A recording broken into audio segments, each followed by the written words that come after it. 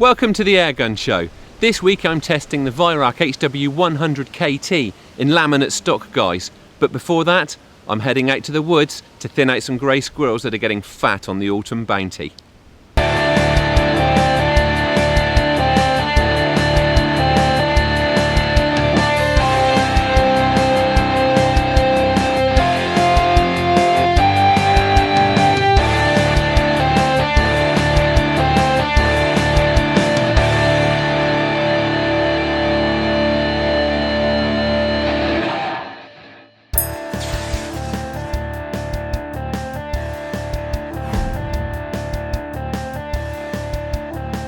We're early this morning, as you can probably hear the crows are already on the move, but with so much leaf cover they're going to have to wait until another day. Primary quarry this morning is grey squirrels.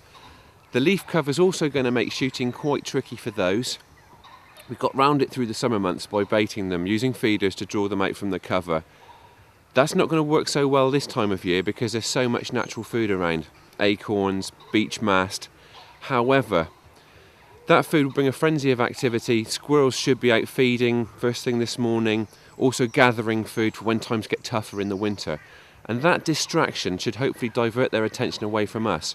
It's a lovely still morning, so we'll move slowly and quietly through the woods, maybe stopping off occasionally, just looking for any telltale signs of feeding squirrels, perhaps falling acorns or bouncing branches. We'll see how we get on. The change of the seasons brings new hunting opportunities, and I can't wait to get started on this autumnal hunt. There's plenty of ground to cover. This is a large, heavily wooded area, and I'll be calling on a variety of hunting tactics as I traverse it, including stalking and static hunting.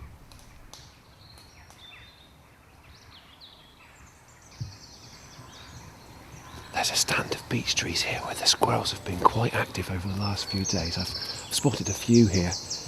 Haven't seen any yet this morning, but I think it's a promising area where we may be able to ambush one or two as they venture out for breakfast. So I'm going to settle down here and hopefully pick one or two off.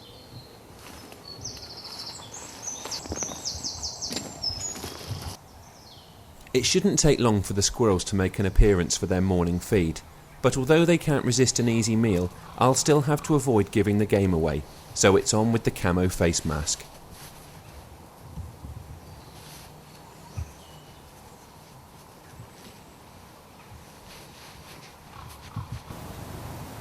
Concealment taken care of, I'm ready to play the waiting game. But thankfully, it doesn't turn out to be that long. There's a squirrel making its way along the branches. I've got the day stake Mark IV at the ready, but for now, it's obscured by the foliage.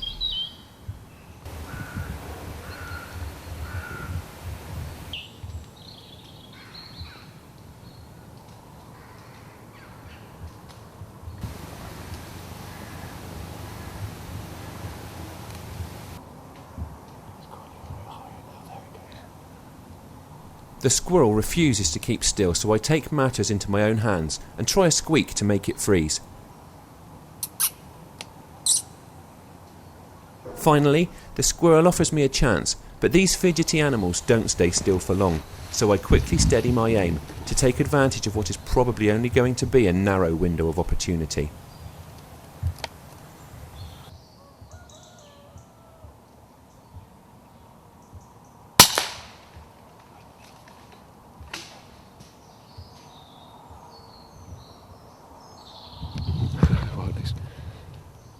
Managed to spot that one coming across from the right there.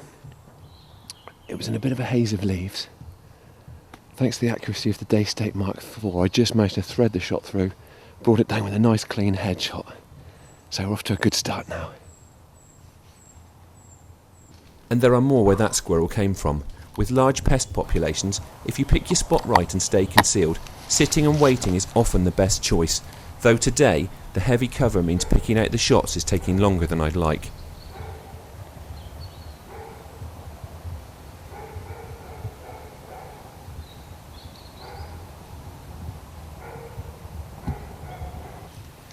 Soon the tactic works again and I get my second shot of the day.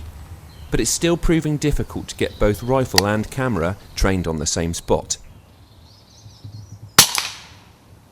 Grey squirrels are tough critters, and even with a wallop to the head, this one takes a while to drop. Right, we've had a couple from this area. It's gone quiet now, so we're going to move on. The leaf cover has made shooting quite tricky, and all of that foliage, it's made filming quite tricky too. So hopefully Nicky's managed to capture one or two of the kills. I'm going to take my head net off so I can see where we're going, and we'll head across and go and pick up.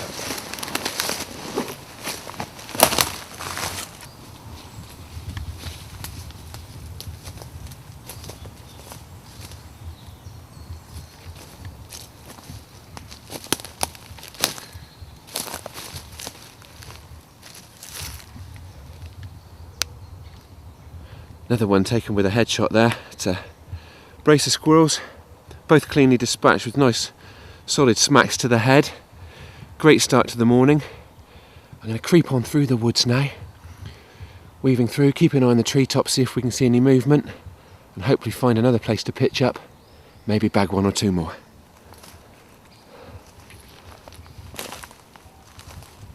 It's time to see if walking and stalking can pay dividends. There's certainly a trail of clues to lead me in the right direction. Well, you can see what they've been feeding on. The woodland floor here is absolutely littered with these empty husks from beech mast, and there are hardly any kernels left. The squirrels have done a heck of a job of stripping them. Often when you're out in the woods on a fairly quiet, still morning like this, you'll hear a pattering up in the treetops. Sounds like it's raining. Now, if you stop and listen very closely, you can usually identify where the sound's coming from. Once you catch a glimpse of those husks dropping, follow the trail up. You'll often find the culprit up there having a bellyful, and it's a great way to nab an extra squirrel. Anyway, let's get moving.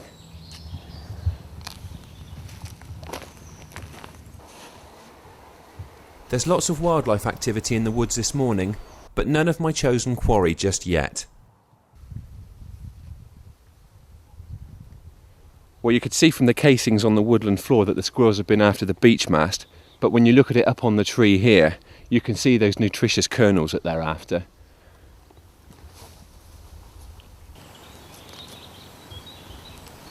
When I'm hunting on the move, I'll usually do away with my head net so I get a wider field of view. Now that both allows me to see where I'm going and also to scan around me. There's a nice track through the woods here. That's quite clear, so I'm able to move quite quietly, but it's still worth stopping every few metres just to really scan around you. Through keeping still and quiet, you can often pick up on sights or sounds, perhaps moving branches or the sound of claws on bark, that give away the presence of a squirrel. When I do pulls like this, I try and do it next to a tree or some other cover, so I've then got that concealment. If I do spot something, I can move around fairly well concealed. It also means I've got the luxury of a leaning shot if a chance does crop up. The morning wears on and the walk and stalk approach is yet to yield a shot. Maybe I've got my tactics wrong, or maybe it's just not my day. Either way, it's lovely to be out in the autumn woods, and I change tack and stalk through some of the permission's more challenging ground.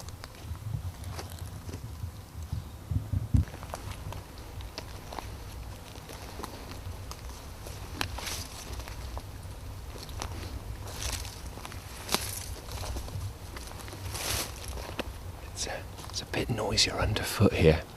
We didn't get anything out on the track, so we've come into the woods. There's a couple of big oak trees here, so the squirrels could well be on the acorns, but there's a lot more fallen branches and dry sticks on the ground here, so I have to move as quietly, as carefully as I can.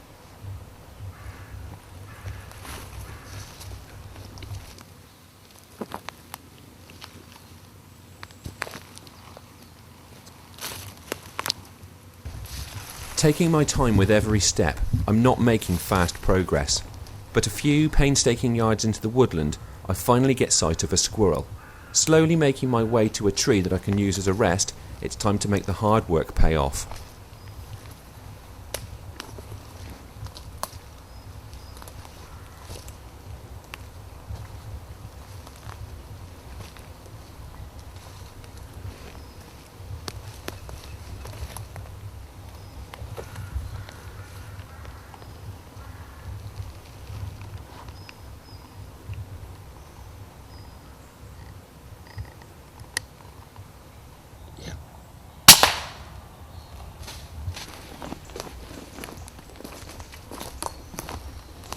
It's a good shot, but the leaf cover is so thick in this area, even retrieving the shot squirrel is proving a task and a half.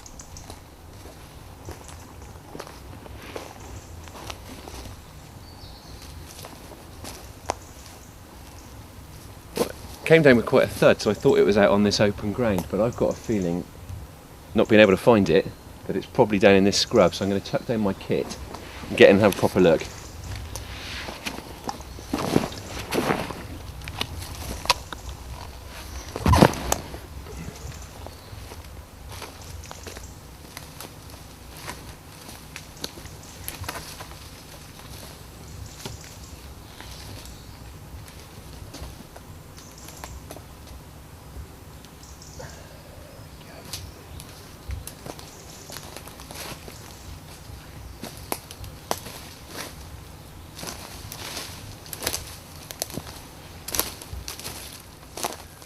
There you go. Another one walloped through the head. I didn't think it had run on. It obviously didn't drop where I thought it had. This one goes to show it's worth changing things around a bit if things aren't happening. Obviously we bagged a couple from that static position, the ones that were feeding among the beech mast. It went quiet, so I had to have a bit of a mooch around. Came across this one that was up feeding. It was going back and forth on an oak branch. I assume it was probably feeding on acorns. So I managed to add another one to the bag. And looking around at these big oaks, I wouldn't doubt that there are probably one or two other squirrels around here. So I think I'll probably settle back in, set up an ambush here just for the tail end of the session.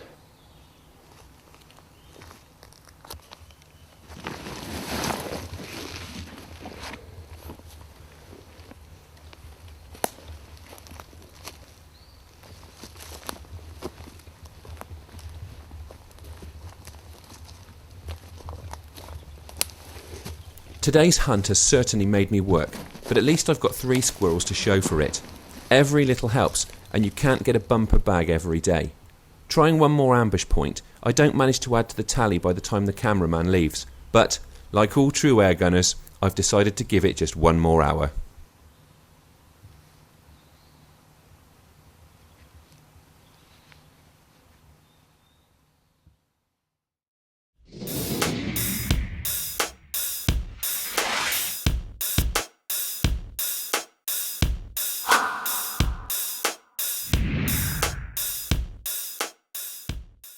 A challenging squirrel hunt there, but rewarding nonetheless. Now, it's over to the Airgun Show news.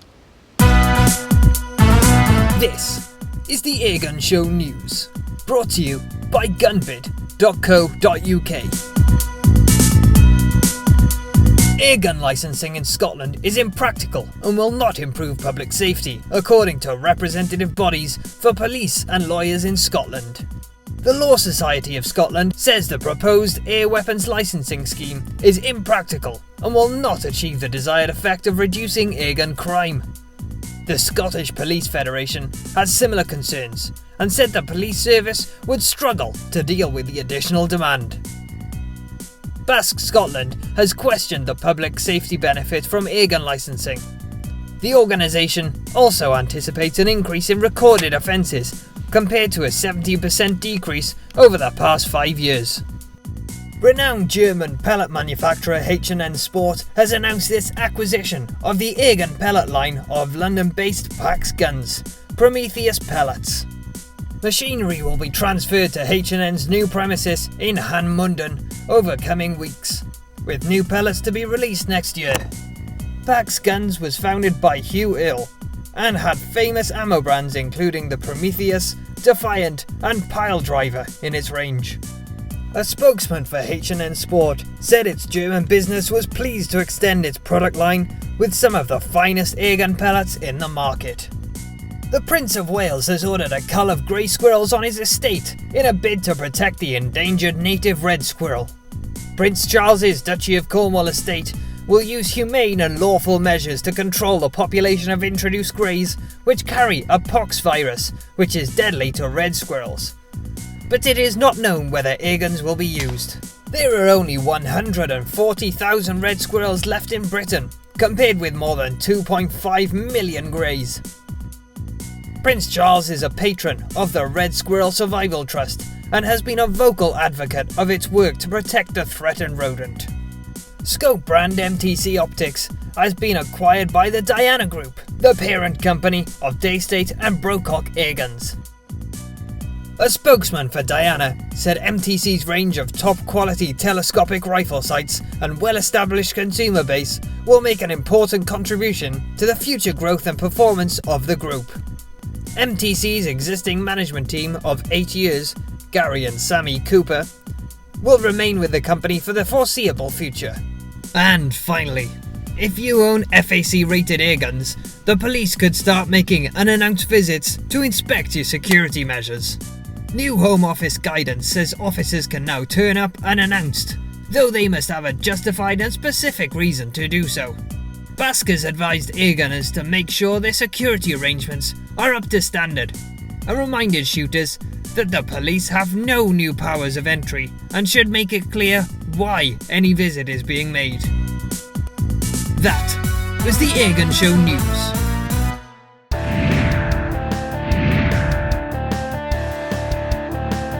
The subject of today's test needs no introduction. The Weihrauch HW100 is recognised as one of the best pre-charged airguns out there. What we've got here is the KT or carbine thumbhole version in laminate stock, guys. And that laminate stock really is a standout feature on this gun. There are a lot of laminates around these days and some are quite bright and garish, but this is a nice subtle one. In fact, one of the few criticisms you'll ever hear levelled at the HW100 is about its less than pretty woodwork. But I think this stock looks really good and certainly suits the gun. I've mentioned in the past that the mottled effect of laminate stocks can really help with camouflage, and I think the breakup given by these smoky greys and browns will be a real asset to the hunter, particularly in a woodland environment. The stock's ambidextrous, but it certainly doesn't feel like a compromise. There's a nice cutaway for the trigger finger and thumb, and although the thumb hole stock doesn't allow for my favourite thumb up hold for shooting, it does lock the stock nicely into your body. The cheek piece is plenty high enough for use even when you've got fairly high scope mounts. There's good sharp stippling on the pistol grip, and it really does help. It feels great in the hand and certainly improves grip. It looks really good too, and in fact I'd like to see some at the fore end, although there are finger grooves that help with grip there. The HW100's German engineering is excellent throughout and the finish is immaculate. There are good long scope rails, so there's plenty of adjustment to get eye relief just right. Also, the magazine's set nice and low, so there's none of the concern that you get with a lot of pre-charged airguns regarding the scope saddle fouling the magazine. You get a spare 14-shot mag in the package, plus Weihrauch's excellent silencer, which has set the industry standard for years. And with the silencer fitted, the gun still only measures up at a very compact 94 centimetres. Charging is fast and simple thanks to the quick fill adapter. All you do is push out the plug at the front of the cylinder, push in the probe, and you're ready to fill. A 200 bar charge will give you around 50 shots in 177 calibre and about 75 in 22.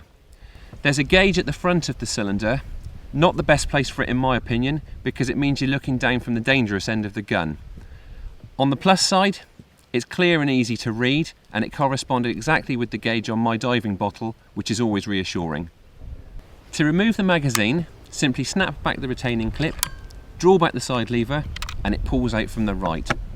It really is one of the best magazines out there because of its sheer simplicity. It's just a solid metal cassette with a rubber ring around the outside to retain the pellets. There really is nothing to go wrong with it. Loading the magazine's really easy. You just push a pellet into each of the bays. When it's full, you push it back in from the right hand side, return the retaining clip, push forward the side lever, and the gun's cocked, loaded, and ready to fire. Best of all, the HW100 has got a mechanism that prevents double loading, so you won't end up with 2 pellets up the spout. The Weihrauch side lever is one of the slickest cocking and loading actions I've ever used on a multi-shot airgun. The sprung mechanism literally pushes itself back, cycling the magazine, cocking the gun, and probing another pellet into the breech, ready for the next shot. There's a manual safety catch. It's not the most elegant, and you do have to shift your grip to operate it, but it does the job. The trigger unit is simply excellent. There's a slight curve to the blade, but it's flat across the front from left to right. That spreads the load very comfortably across your finger. The first stage comes to a distinct stop, and then the let-off is very crisp and predictable.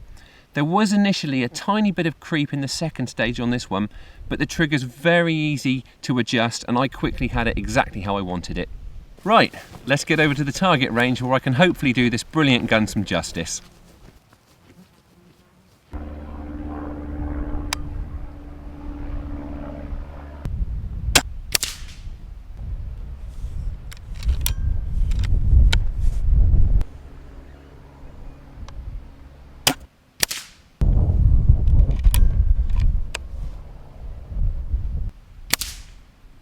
That's a great group. You can probably see how blustery it is today.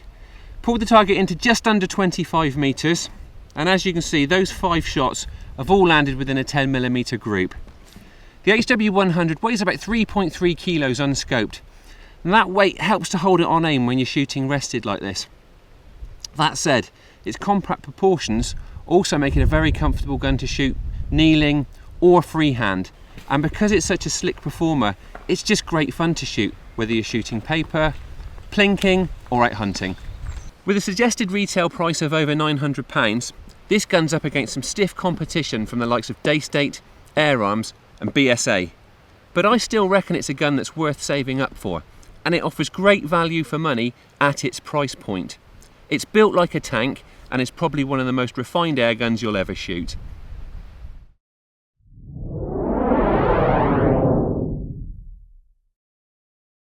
That's all for this week, but we'll be back again in a fortnight with more hunting, news and reviews. Thanks for watching, and please don't forget to like us on Facebook and follow us on Twitter. And if you aren't already a member of the BASC, it's time you joined the organisation that works to promote and protect your sport.